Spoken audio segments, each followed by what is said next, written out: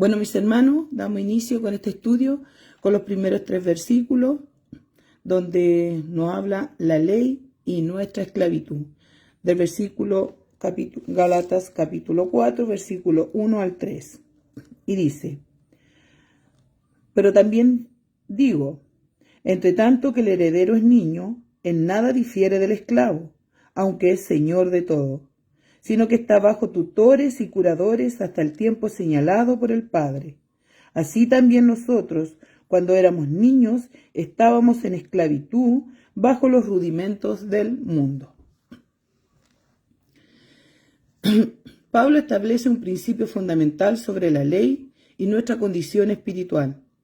Así también nosotros, cuando éramos niños, éramos esclavos bajo los elementos del mundo. Utiliza la analogía de un niño bajo un tutor para describir el papel de la ley en nuestras vidas antes de llegar a la fe en Cristo. En la antigüedad, un niño, a pesar de ser un futuro heredero, tenía poca diferencia con un esclavo hasta que llegaba a cierta edad y era declarado libre. De manera similar, Pablo sugiere que antes de la venida de Cristo, la humanidad era como ese niño, sujeto a los principios básicos del mundo, en servidumbre espiritual, a pesar de ser herederos de las promesas de Dios. Los rudimentos del mundo que Pablo menciona aquí podrían referirse a las observancias ceremoniales de la ley judía o más ampliamente a cualquier sistema de rituales religiosos y esfuerzo humano que intente ganar la justicia bajo estos principios. Continuamos con el versículo 4 y 5, la venida de Cristo, el cumplimiento del tiempo divino. Pablo introduce este punto de inflexión de nuestra historia espiritual, la venida de Jesucristo. Veamos 4 y 5. Pero cuando vino el cumplimiento del tiempo, Dios envió a su Hijo, nacido de mujer y nacido bajo la ley, para que redimiese a los que estaban bajo la ley, a fin de que recibiésemos la adopción de hijos.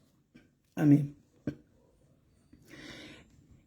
Estos versículos subrayan el momento divino de la venida de Cristo. Nació cuando había llegado a la plenitud del tiempo, en el momento exacto de la historia que Dios había predeterminado. Esto subraya el control soberano de Dios sobre el desarrollo de la historia humana y su plan en el esquema de la redención. Veamos Génesis 49:10, la tengo en la versión NTV, dice: el cetro no se apartará de Judá, ni la vara del mando de sus descendientes, hasta que venga aquel a quien le pertenece, aquel a quien todas las naciones le honrarán. Sí dice, ¿y quién era ese aquel? Nuestro Señor Jesucristo. De él era el cetro. Ese era el tiempo perfecto que Dios había escogido para que su Hijo viniera. Jesús nació de mujer, destacando su plena humanidad y bajo la ley, lo que implica su sumisión a las condiciones de la existencia humana, incluida la obligación de obedecer la ley. Como él nació bajo la ley, debía cumplirla. Sin embargo, su propósito trascendió la norma. Él vino para redimir a los que estaban bajo la ley, para liberarnos de la esclavitud de luchar por la justicia y para llevarnos a la libertad de la familia de Dios a través de la adopción. Continuamos con los versículos 6 y 7. La adopción en la familia de Dios. 6:7 dice: y por cuanto sois hijos, Dios envió a vuestros corazones el espíritu de su Hijo, el cual clama, Abba Padre. Así que ya no eres esclavo, sino hijo, y si no hijo, también heredero de Dios en medio de Cristo. Eso está el versículo 7. Pablo continúa exponiendo el tema de la adopción en Gálatas. Pablo afirma que como creyentes en Cristo ya no somos esclavos, sino que nos hemos convertido en hijos e hijas de Dios. Esta filiación no es un mero estatus legal, Es una realidad que cambia nuestra identidad y nuestra relación con Dios. No solo somos llamados hijos de Dios, nos convertimos genuinamente en sus hijos, transformados por la presencia de su Espíritu que mora en nuestros corazones. Veamos Romanos 8:15. Pues no habéis recibido el espíritu de esclavitud para estar otra vez en temor, sino que habéis recibido el espíritu de adopción por el cual clamamos Abba Padre. Amén. Gracias, mi pastora.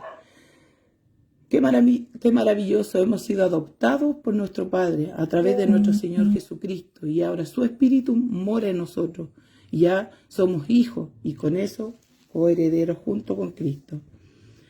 Dice el término Abba Padre significa una relación íntima y personal con Dios, una relación marcada por el amor, la confianza y un afecto profundo.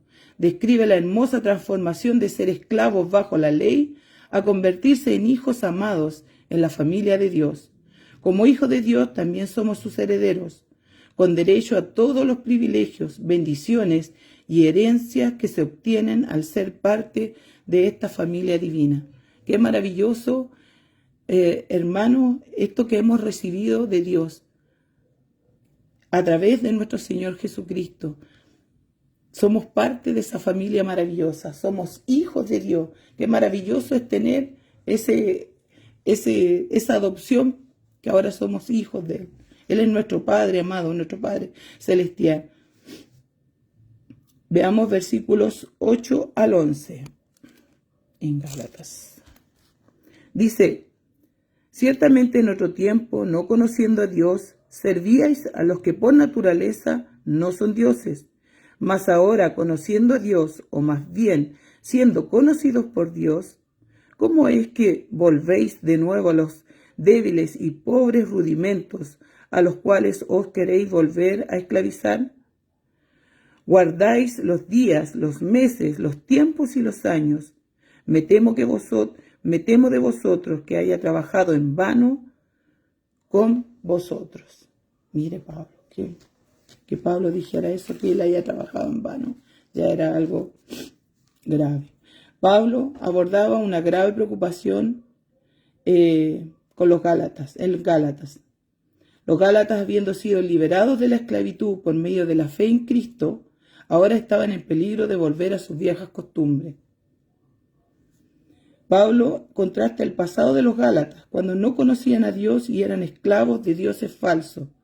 Veamos 1 Tesalonicenses 1:9. Diga. Dice: porque os acordáis, hermanos, de nuestro trabajo y fatiga, como trabajando de noche y de día, para no ser gravoso a ninguno de vosotros. Os predicamos el Evangelio de Dios. Primera Sí. ¿Ah? ¿Primera Tesalonicenses 1? 9. Parece que leyó Colosenses. No, Primera Tesalonicenses 1:9 dice: porque os acordáis, hermanos, de nuestro trabajo y fatiga, como trabajando de noche y de día. No. Nuevamente empezamos con el mismo. Cambia la Biblia, hermano. Vuelvo. Dice: vamos a evitar esa parte. 1:9. Repito lo que dice: porque ellos mismos cuentan de nosotros la manera en que nos recibisteis, y como vos convertisteis de los ídolos a Dios, para servir al Dios vivo y verdadero. Aleluya. Amén. Cristo vive, dijo el hermano Luis. Así es. Aquí vemos cómo los Gálatas, bueno, eso pasa en vivo, cómo los Gálatas habían dejado a los dioses para servir ahora al Dios vivo y verdadero. Eso es lo que les decía Pablo. Dice, con su presente, dice, donde conocen a Dios, dice, allá. Entonces dice, Pablo contrasta el pasado de los Gálatas cuando no conocían a Dios y eran esclavos de los dioses falsos. Dice, con su presente, o sea, su presente, donde conocen a Dios y son conocidos por Él. Veamos 2 de Timoteo 2:19. Ya, léalo. Deja asegurarme. 2 Timoteo 2:19. Ya, Sí, asegurado. Ahora sí o sí. ya. Pero el fundamento de Dios está firme, teniendo este sello. Conoce al Señor a los que son suyos, y apártese de iniquidad todo aquel que invoca el nombre de Cristo. Amén. El Señor, estos versículos son maravillosos. El Señor conoce a los suyos y que también nos manda a apartarnos de toda iniquidad. Es como lo que ayer habíamos tratado casi en los temas que estábamos viendo con los estudios de teología básica. Y después tenemos Mateo 7:23. Amén. Ya el pastor. Y os declararé, nunca os conocí, apartados de mí, hacedores de maldad.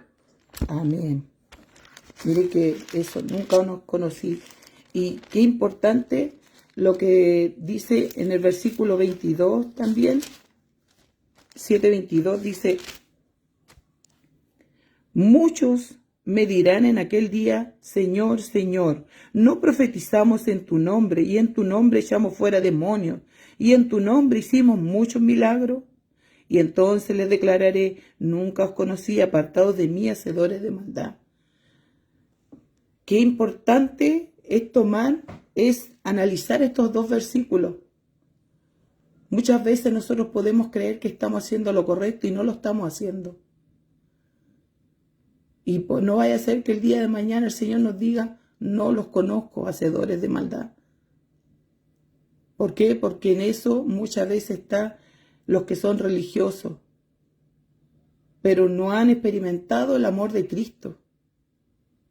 Incluso son conocedores de la palabra, pero no han experimentado el amor de Cristo en sus vidas. Mientras nosotros no reflejemos el amor de Cristo, puede pasarnos esto que nos diga, nunca os he conocido hacedores de maldad.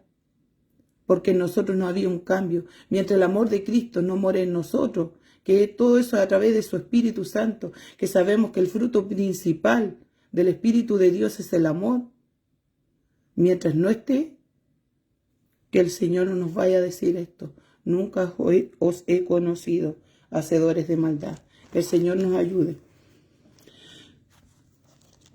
Dice, utiliza el término pobres rudimentos y con esto se refiere a los principios elementales, débiles y sin valor del mundo, para describir el sistema religioso legalista al que estaban volviendo, un sistema desprovisto del poder y de la libertad del Evangelio. En los rudimentos lo buscaba, el rudimento decía principio, bosquejo, croquis, era como, eso es lo que era la ley, así, por eso le decía Pablo rudimento, que era el principio, que era la ley, al bosquejo, a lo que se hizo primero, así, por eso se le dice rudimento. Dice, la advertencia de Pablo a los Gálatas sirve como un poderoso recordatorio para nosotros hoy, como seguidores de Cristo, debemos guardarnos de cualquier tendencia a volver a las prácticas legalistas o cualquier forma de esclavitud que socave la gracia de Dios en nuestras vidas. Debemos tener cuidado de no volver a ese tipo de cosas legales, como todo, hay muchos ahora que tratan hay muchas religiones que todavía implementan esto de circuncidarse, de estar bajo la ley, pero la ley nosotros no pudimos cumplirla, ninguno de nosotros iba a poder cumplirla, nadie la pudo cumplir, solamente nuestro Señor Jesucristo. Entonces no podemos volver a esos principios, a esos rudimentos al principio. Nosotros ya hemos sido liberados y ya no estamos bajo la ley. Guardáis los días de reposo, eso es para los que guardan el sábado, séptimo día, otro el domingo, cada uno conforme, y pelean a veces, las mismas cristianos pelean, no, que el sábado, que el domingo, pero eso ya no está para nosotros. Eso era antes, cuando estaba la ley, cuando estábamos bajo la ley. Los meses, la luna nueva, los tiempos, las sazones, las fiestas anuales, Pascua, Pentecostés y Tabernáculo, y los años sabáticos. A eso se refiere a volver a los rudimentos, al principio.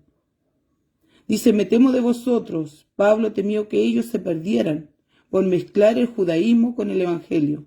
Temía por ellos porque se preocupaban mucho por los días, pero no se preocupaban por la verdad del evangelio. Temía por ellos porque al principio corríais bien, pero ahora estoy maravillado de que tan pronto os hayáis alejado del que os llamó. Pablo había trabajado y sufrido mucho para evangelizar a los Gálatas, pero reconocía que los judaizantes habían hecho estrago a su obra y que posiblemente la iban a destruir. Vuestro trabajo en el Señor no es en vano. En un sentido, el trabajo del Señor nunca es en vano, porque su palabra no vuelve a Él vacía. Por eso todo el trabajo de los que predican la palabra de Dios no es en vano. Para los Gálatas que aceptaron el Evangelio, pervertidos de los judaizantes, circuncidándose y guardando la ley de Moisés, el trabajo de Pablo fue en vano a menos que se arrepintieran. O sea, Pablo estaba aquí realmente preocupado, porque si ellos, por eso él les habló tan duro, tan fuerte, porque si no, ellos no se volvían a quien los había llamado, era como que él veía que los había perdido, que todo lo que él había hecho había sido en vano. Eso es lo que él estaba mirando. Por eso él debía ser fuerte. Continuamos con los versículos 12 al 20. Dice, os ruego, hermanos, que os hagáis como yo, porque yo también me hice como vosotros. Ningún agravio me habéis hecho. Pues vosotros sabéis que a causa de una enfermedad del cuerpo os anuncié el Evangelio al principio, y no me despreciaste ni me desechasteis por la prueba que tenía en mi cuerpo. Antes bien me recibisteis como a un ángel de Dios, como a Cristo Jesús. ¿Dónde pues está esa satisfacción que experimentabais? Porque os doy testimonio de que si hubieseis podido, os hubierais sacado vuestros propios ojos para dármelos. ¿Me he hecho, pues, vuestro enemigo por deciros la verdad? Tienen celo por vosotros, pero no para bien, sino que quieren apartaros de nosotros para que vosotros tengáis celos por ellos. Bueno es mostrar celo en lo bueno siempre, y no solamente cuando estoy presente con vosotros. Hijitos míos, por quienes vuelvo a sufrir dolores de parto hasta que Cristo sea formado en vosotros. Quisiera estar con vosotros ahora mismo y cambiar de tono, pues estoy perplejo en cuanto a vosotros. Amén. Pablo no está llamando a los Gálatas a imitarlo per se, sino a abrazar la libertad que tienen en Cristo, libertad de la esclavitud de la ley. Su llamado sincero subraya la profunda relación que tiene con ellos y su anhelo por su bienestar espiritual. Que os hagáis como yo, que sean simplemente cristianos como Pablo, no cristianos judaizantes, como podían hacerse con él, abandonando el judaísmo como él lo había hecho, de esa forma. Veamos Filipenses 3, del 7 al 9. Sí. Dice, Filipenses 3, del 7, dice, pero cuántas cosas eran para mi ganancia, las he estimado como pérdida por amor de Cristo, y ciertamente aún estimo todas las cosas como pérdida por la excelencia del conocimiento de Cristo Jesús, mi Señor, por amor del cual lo he perdido todo y lo tengo por basura para ganar a Cristo. Dice, y ser hallado en él, no teniendo mi propia justicia, que es por la ley, sino la que es por la fe de Cristo, la justicia que es de Dios por la fe. Eso es lo que Pablo dejó todo. Lo dejó todo por la fe en Cristo, por la justicia de Cristo, no por la de la ley. Ningún agravio me habéis hecho. El agravio no fue contra Pablo, sino contra sí mismo, contra su alma. El problema no era personal, no se trataba de injusticias contra Pablo. Pablo aquí no estaba preocupado de lo que los Gálatas se hubiesen alejado de lo que él les había enseñado porque le ofendiera a él, sino que él estaba preocupado por ellos, por sus almas, porque si ellos se equivocaban, se iban a perder. Ese era, no, él no estaba enojado por ellos porque a él le molestara eso, sino que él estaba preocupado por el alma de ellos. Dice, pues vosotros sabéis que a causa de una enfermedad del cuerpo os anuncié el Evangelio al principio. Dice, puesto que los hermanos gálatas cometían un error grave, Pablo les recuerda su nobleza cuando por primera vez oyeron el Evangelio.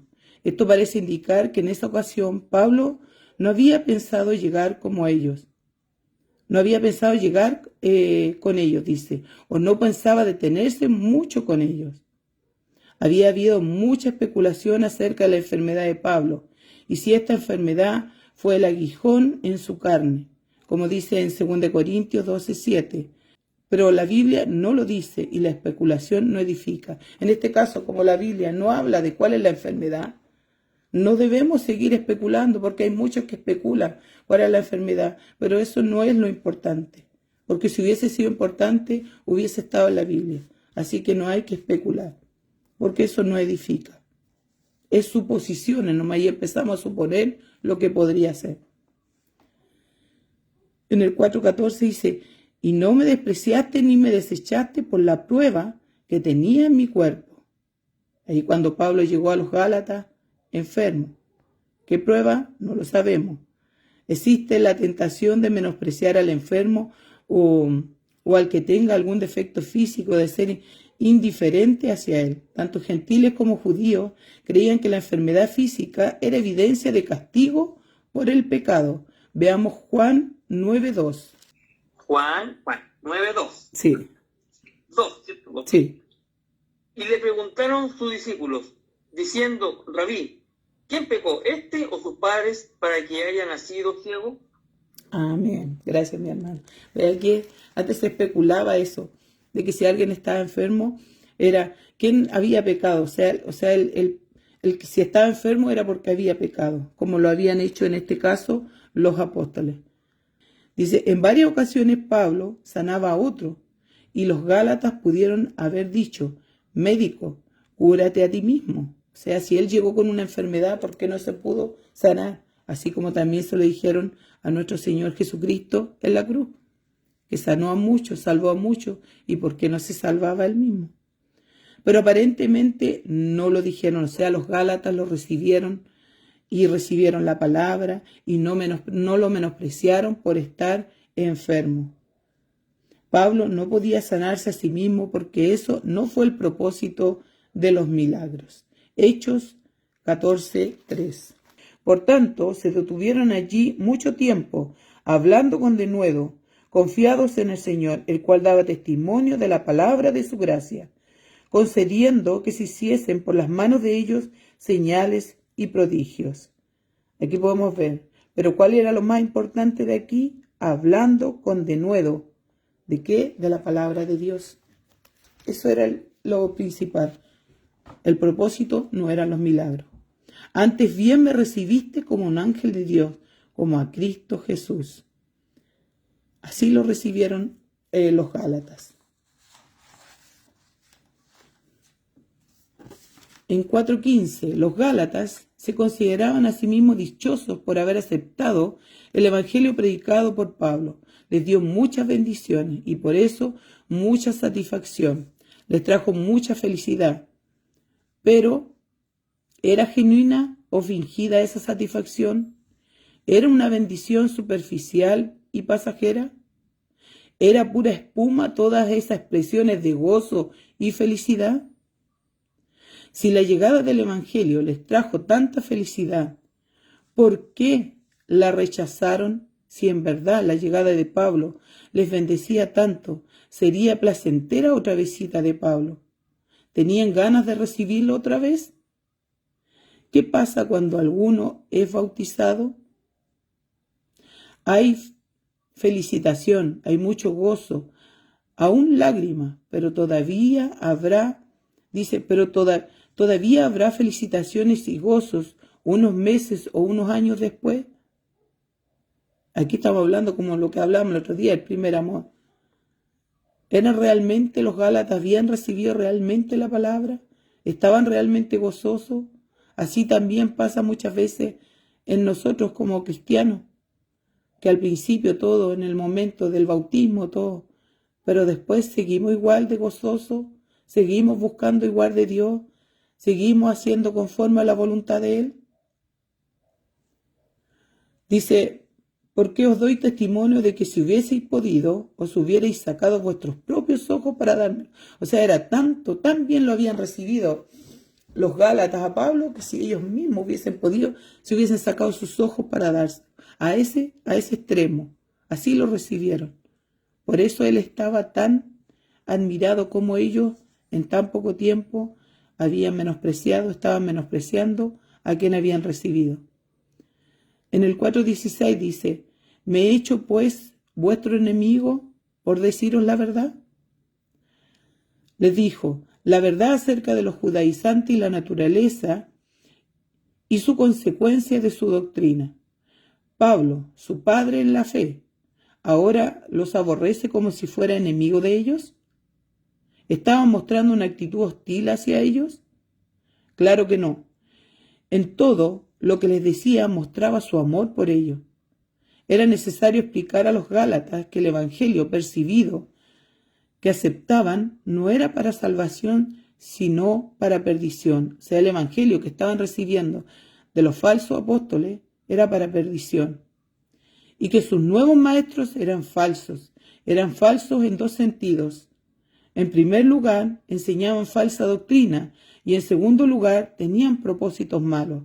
Veamos en el mismo Gálatas, que después vamos a leer 4:17. Lo vamos a leer al tiro. Gálatas 4:17. Dice, tienen celo de vosotros, pero no para bien. Esto de los falsos maestros. Tenían celo de ellos, pero no para bien, sino que quieren apartarnos de nosotros, para que vosotros tengáis celo por ellos. O sea, lo que los otros falsos maestros querían apartar a los Gálatas de Pablo para que tuvieran celos por ellos.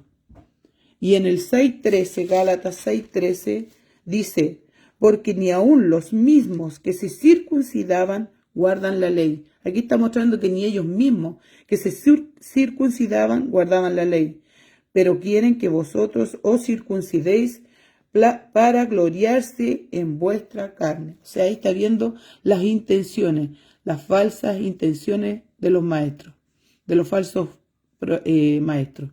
Pablo todavía predicaba la misma verdad que originalmente les había predicado y que había producido mucho amor y aprecio por él.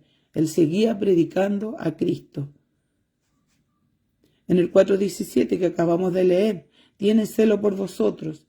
Se tomaron un interés muy fuerte en ellos. El judaizante llegó a Galacia con celo por los nuevos hermanos. Los falsos maestros llegaron con suaves palabras y lisonjas para engañar los corazones de los ingenuos. Romanos 16:18. Dice, porque tales personas no sirven a nuestro Señor Jesucristo, sino a sus propios vientres, y con suaves palabras y lisonjas engañan los corazones de los ingenuos. Así son los falsos maestros. Y así hay muchos hoy en estos días también, de que tratan de engañar con lisonja.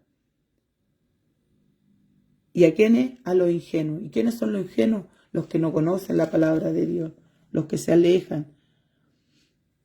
Llegaron como ángeles de luz, muy piadosos, amistosos, cariñosos. Son vuestros aduladores en contraste con Pablo mismo, quien les dice la verdad. O sea, Pablo aquí le está hablando duramente.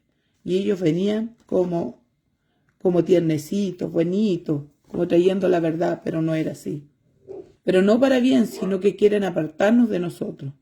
Querían aislar a los Gálatas de Pablo y del evangelio puro predicado por él, y de esa manera separarlos de la iglesia fiel. ¿Qué creían los Gálatas, los falsos maestros, cuando les contaban mentiras acerca de Pablo? Porque eran como niños fluctuantes, engañados por una falsa doctrina, así como dice en Efesios 4:13-14. fluctuantes. Hay que tener cuidado con eso, de ser fluctuantes, engañados, niños. Hay que crecer. Hermanos, debemos crecer, no debemos ser fluctuantes, de ir de allá para acá. Veamos Efesios 4, 13, 14.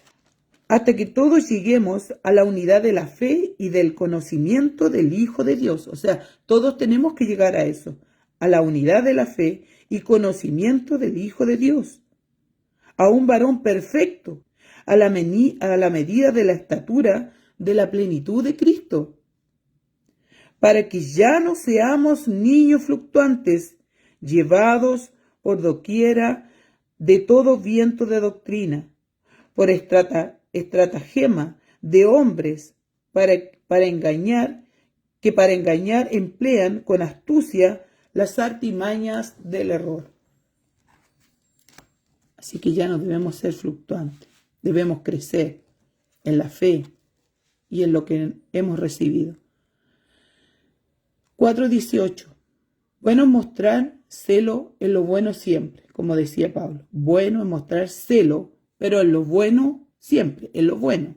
Es muy deseable el celo verdadero por las cosas de Dios. Pablo dice a los Corintios, porque os celo con celo de Dios.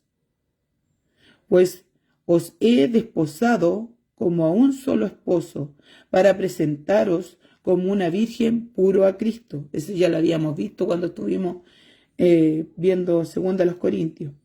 Hay un celo bueno. Veamos Primera de Reyes, puse este celo bueno, Primera de Reyes 19:10 como ejemplo. Ese es un celo bueno. Él respondió, he sentido un vivo celo por Jehová, Dios de los ejércitos, porque los hijos de Israel han dejado su pacto, han derribado sus altares y han matado a espada a tus profetas, y solo yo he quedado, y me buscan para quitarme la vida. Amén. Eso ayer lo compartía también nuestro hermano Alejandro, el momento que estaba pasando Elías, ¿ya? Pero ella sintió ese celo. Nosotros debemos ser celosos de las cosas de Dios. Cuando alguien está llevando una doctrina que no corresponde a la que Dios nos ha entregado a través de su palabra, nosotros debemos enfrentar a esa persona. Debemos decirle que está equivocada, que está errada, o simplemente no escucharla. Así como cuando por YouTube escuchan mucha basura, no escucharla. Cuando usted ve que no es la doctrina que se le ha enseñado, que se está estudiando y que está en la palabra de Dios, usted simplemente no escuche más a esa persona, porque claramente está mal.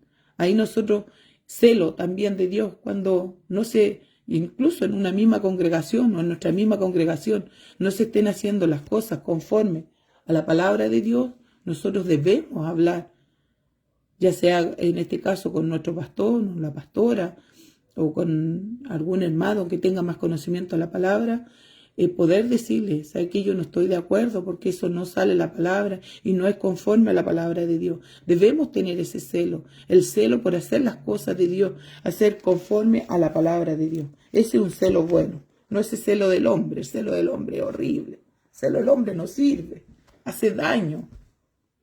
El celo del hombre es lo peor que puede existir.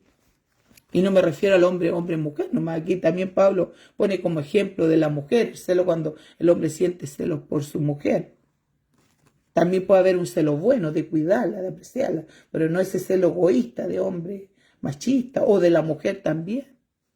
Pero aquí hay celo carnal también, celo por tantas cosas. El celo lo comparo mucho a la envidia también. Dice porque el celo...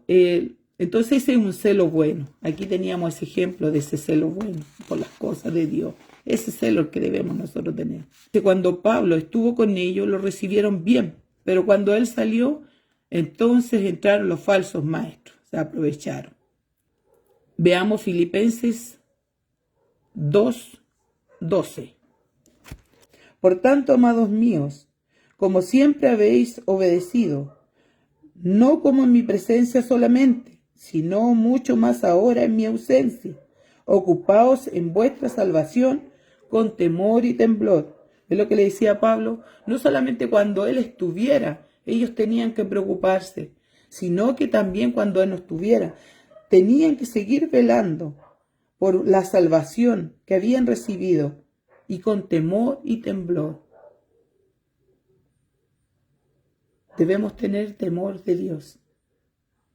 Recuerde que el temor de Dios nos acerca a Él, no nos aleja. No es miedo, es temor de las cosas de Dios, de hacer conforme a la voluntad de Dios. Actuamos conforme a su palabra. Que cuando alguna iglesia está establecida por algún hermano fiel, debe seguir adelante y no dejar que alguna raíz de amargura brote entre ellos para desviarles de la verdad. Es importante que veamos Hebreos 12:15. Mirad bien, no sea que alguno deje de alcanzar la gracia de Dios, que brotando alguna raíz de amargura os estorbe y por ella muchos sean contaminados. Mi hermano, esto también, raíces de amargura que pueden contaminar la congregación, puede contaminar a hermanos. Y esa raíz de amargura puede provocar de que otros se alejen de las cosas del Señor, así como estos falsos maestros lo que querían eran que los gálatas se apartaran de lo que Pablo, de la palabra que Pablo les había llevado, la palabra de salvación, la palabra que los había libertado. Pero las raíces de amargura, ¿qué pueden hacer? Que también nos apartemos del Señor, que alguien nos haga caer por raíces de amargura, que el Señor nos ayude. 4:19. Hijitos míos. Mire Pablo cómo se dirigía a ellos, hijitos míos. Eran discipulados muy amados. Pablo los amaba, a todos, a los corintios, todos, porque Pablo tenía el amor de Cristo en su vida. Dice, como Pablo dijo a los Filipenses 1:8, porque Dios me es testigo de cómo os amo a todos vosotros en el entrañable amor de Jesucristo. Esta expresión indica el cariño profundo de una madre que sufre mucho por dar a luz a sus hijos. O sea, ahí el amor que él sentía lo comparaba a una madre. Por eso le decía también hijitos, como un padre. Porque ese es el amor que él sentía. Nosotros también debemos experimentar ese amor por cada uno de nosotros. Debemos amarnos, así como Pablo amaba a los corintios. Él los estaba retando, estaba enojado, estaba dolido, pero él los amaba. Él lo que procuraba es que ellos no se perdieran. Eso es lo que él quería. Por quienes vuelvo a sufrir dolores de parto. O sea, otra vez los gálatas lo estaban haciendo. Dice, al predicar el evangelio los gálatas, Pablo los engendró. Y sufrió mucho para realizar ese propósito. Eso lo podemos ver en Hechos 13 y 14, capítulos 13 y 14. Ahí todo lo que Pablo padeció. Dice, la conversión de la gente requiere trabajo y aún sufrimiento de parte de los que predican el evangelio. Porque hay una entrega para que alguien se pueda convertir, la conversión de que llegue a aceptar a Jesucristo y lo reciba de todo corazón, se arrepienta de sus pecados. Hay un trabajo de por medio de la persona, en este caso del que en este caso sería de nuestro pastor, que es el que lleva, él lo lleva a la iglesia, y así también de cada uno de nosotros cuando compartimos el evangelio, de seguir a esa persona, de que no se pierda, de que no se extravíe, de seguir velando por cada persona que le hemos entregado el evangelio. Hay un trabajo de por medio. Y cuando esas personas que nosotros le hemos entregado el evangelio, vemos que se empiezan a alejar, o podemos ver incluso que un mismo hermano se puede estar alejando del evangelio de Cristo, en nosotros hay dolor. Hay dolor porque tenemos que volver de nuevo a empezar, a entregarle nuevamente la palabra. Por eso aquí habla de niños, fluctuantes, porque no son maduros. Pablo quería que los hermanos gálatas llegaran a la madurez y estaba preocupado por ellos hasta que este propósito se lograra. Eso es lo que él quería llegar, que ellos fueran maduros, que maduraran en la fe. El 4:20, quisiera estar con vosotros ahora mismo y cambiar de tono. Él sabía que por su experiencia personal, por su voz, tenía mucha influencia sobre los corazones de los gálatas y hubiera querido estar en ese momento, estar con ellos para hablarles personalmente, pero no le fue posible. Por eso pone su corazón en esta carta.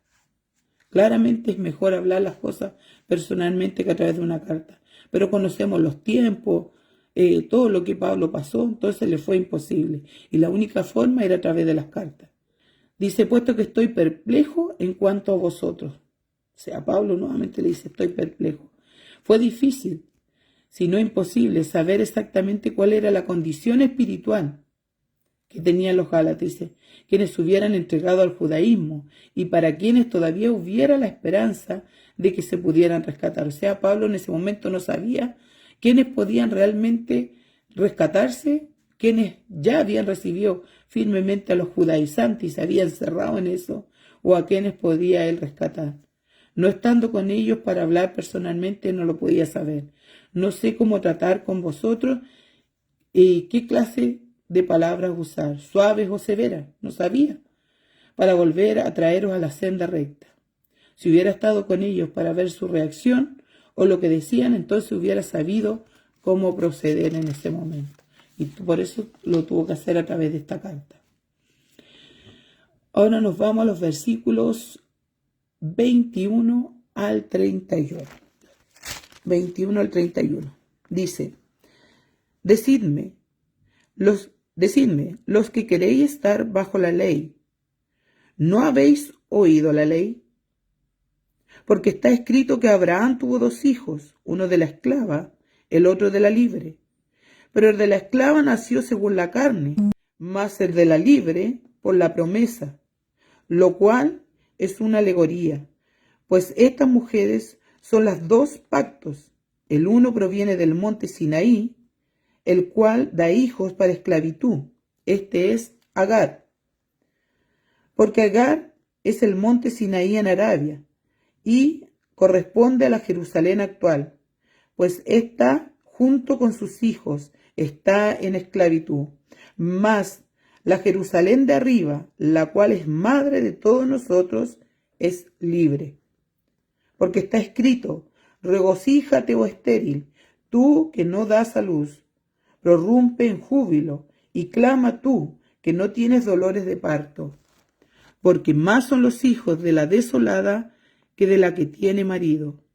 Así que, hermanos, nosotros, como Isaac, somos hijos de la promesa. Pero como entonces el que había nacido según la carne perseguía al que había nacido según el Espíritu, así también ahora. Mas, ¿qué dice la Escritura? Echa fuera a la esclava y a su hijo, porque no heredará el hijo de la esclava con el hijo de la libre. De manera, hermanos, que no somos hijos de la esclava, sino de la libre. Amén.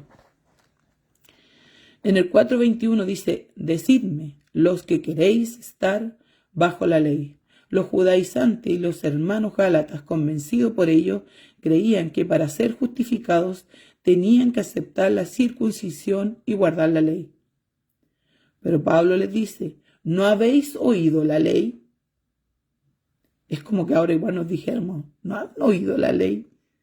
Una vez más y por última vez en esta carta, Pablo apela a la Escritura para convencer a los cristianos gálatas de la insensatez de sujetarse a la ley de Moisés, aunque los judaizantes leían la ley todos los sábados, no oían lo que les decía. O sea, ellos leían la ley, pero no la oían.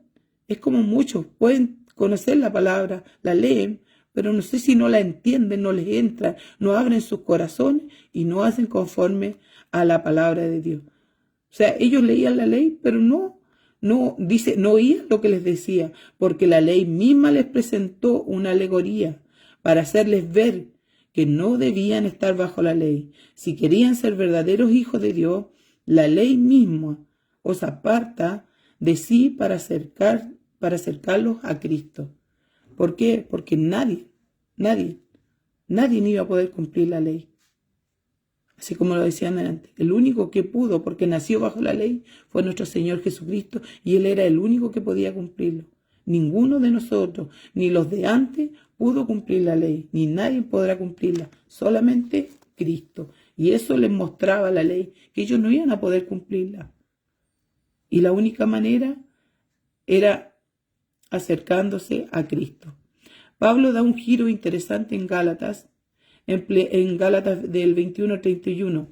Empleando una alegoría para recalcar su punto, utiliza la historia de Sara y Agar en Génesis para ilustrar la diferencia entre vivir bajo la ley y vivir por fe.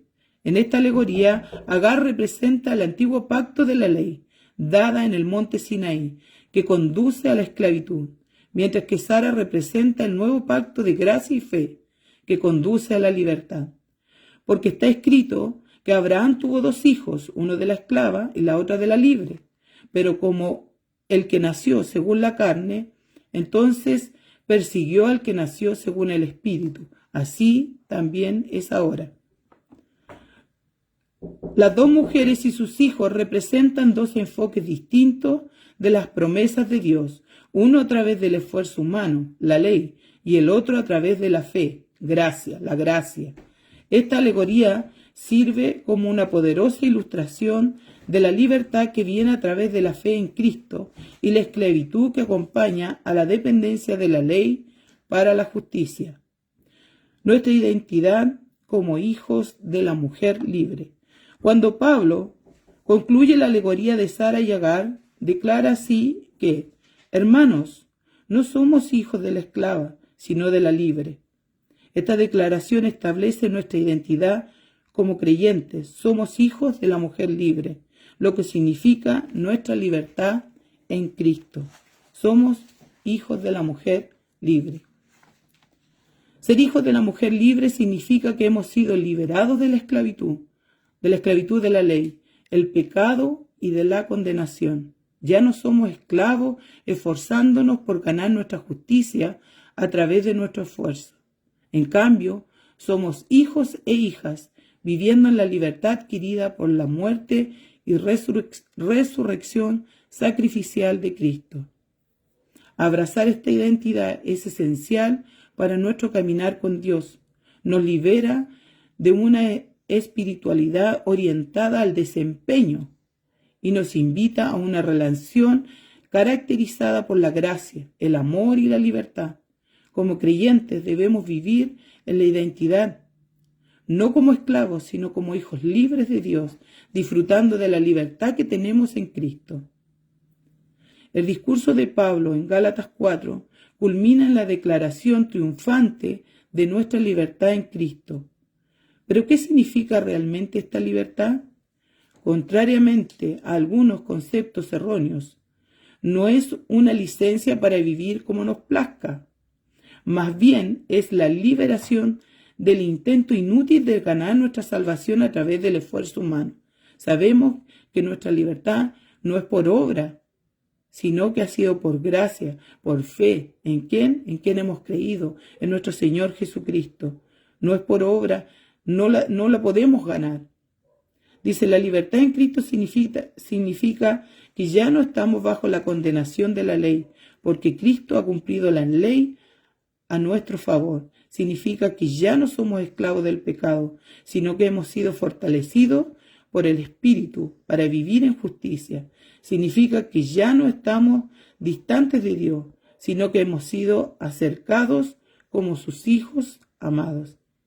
Sin embargo, esta libertad viene con una responsabilidad, o sea, debemos ser responsables, vivir de una manera digna de nuestro llamado, guiados por el Espíritu y manifestando el fruto del Espíritu en nuestra vida. La libertad en Cristo, por tanto, no es un fin en sí mismo, es el medio a través del cual vivimos nuestra nueva identidad como hijos de Dios. Para concluir, Gálatas 4 es un capítulo poderoso en el canon de la Escritura, repleto de ideas profundas sobre la identidad y libertad en Cristo. Nos recuerda el poder transformador del Evangelio, transformándonos de esclavos en hijos e hijas de Dios. Eso es lo que nos muestra este capítulo de Gálatas, que somos hijos de Dios, adoptados por Él, que somos herederos, que ya no estamos bajo la ley, que no debemos cumplir la ley porque no íbamos a poder cumplirla, que ahora somos libres en Cristo Jesús y que pertenecemos a la maravillosa familia que somos llamados hijos de Dios, coherederos con nuestro Señor Jesucristo.